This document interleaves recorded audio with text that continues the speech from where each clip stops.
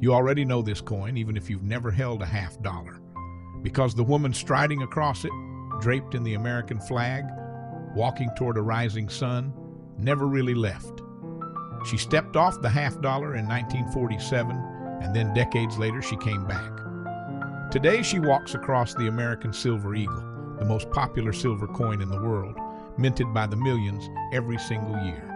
She is the most enduring figure in all of American money, and the mystery of who she actually was may involve three different women: a famous poet, a forgotten supermodel, and a black artist model whose name was very likely erased because of the color of her skin. This is the story of the Walking Liberty $50. The man who created her was Adolf Weinmann, a German immigrant who had come to America as a boy of 10 and risen to become one of the finest sculptors of his generation, trained in the studio of the legendary Augustus St. Gaudens. In 1916, America decided to remake 3 of its silver coins at once, and Weinmann entered the competition. He won not 1 but 2, the Mercury dime and this $50, a clean sweep so complete that only the quarter escaped him. It's one of the great years in the history of American art, and Weinmann sat at the center of it. His design is, to many collectors, simply the most beautiful thing ever struck on an American coin. Liberty walks forward, wrapped in the stars and stripes, branches of laurel and oak in her arm, her hand outstretched, the dawn breaking ahead of her. There's a subtle tension in that image that most people never catch. She is striding east toward Europe, at the exact moment Europe was consuming itself in the First World War. One numismatist noted that she seems to point into the sky at nothing visible, and wondered half-seriously whether she was watching for warplanes on the horizon, a goddess walking toward the storm. But who was she? And here the story splits into 3 and becomes one of the most fascinating identity puzzles in all of numismatics. For decades, the accepted answer was Elsie Stevens. Elsie and her husband had rented an apartment from Weinmann years earlier, and in 1913 he had sculpted a bust of her. That husband was Wallace Stevens, then an obscure insurance lawyer, later one of the towering American poets of the 20th century. Elsie's own daughter stated plainly that her mother was the model for both the dime and the $50, and a local Pennsylvania newspaper in 1917 excitedly reported that the new coins bore the profile of the former Elsie Mull of Reading. For a century, that was the romantic answer everyone repeated, the poet's wife, immortalized in silver by her landlord. Then came the second claimant, and she claimed loudly.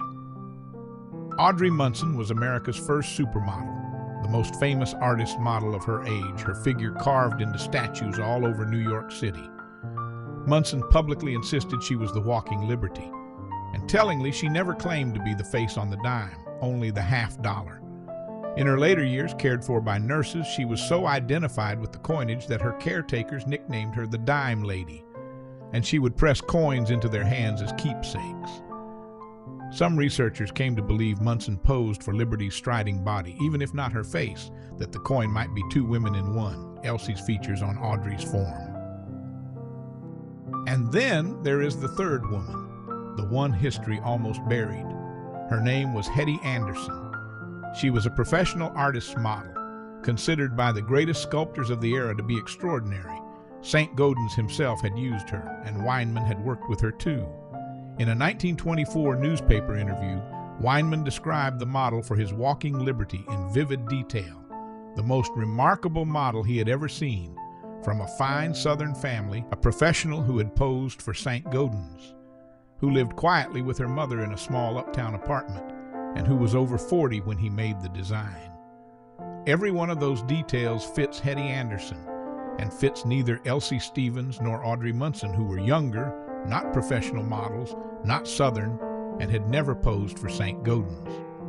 So why did Weinmann describe her so precisely but never once say her name?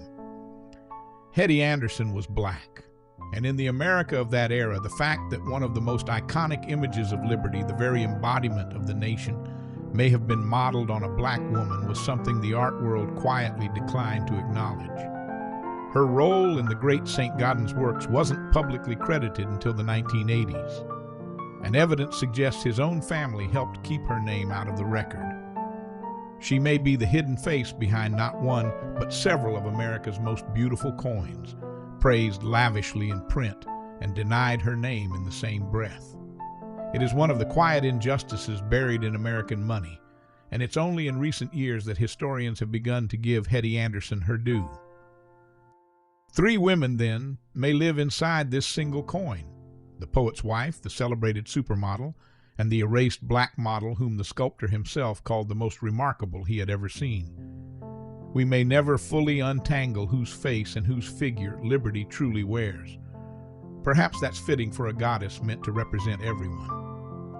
The coin's actual birth was almost an afterthought. When it launched in early 1917, there was barely any fanfare. The country was sliding toward war, and the public's excitement over new coins had already been spent on the mercury dime months earlier. There's a wonderful human detail in Weinmann's own reaction. The aging mint engraver, whose designs were being replaced, Charles Barber, had tried to force his own decorative beading onto the border of Weinmann's coin. When Weinmann finally opened a package of the freshly struck halves just before Christmas 1916 and saw that the beads hadn't made it on, he wrote a letter giving thanks to the Almighty and to the mint superintendent that the beads were not on the border of his $50. An artist's relief, a century old, preserved in a Christmas note. For 31 years, the coin did its work through the First World War, the Roaring Twenties, the Depression, and the Second World War. It has a couple of tough early years that collectors prize. The low mintage 1921 and 1921D, struck during a sharp economic slump, are the keys everyone chases. And there's a small treasure hunt hidden in the coin's design itself.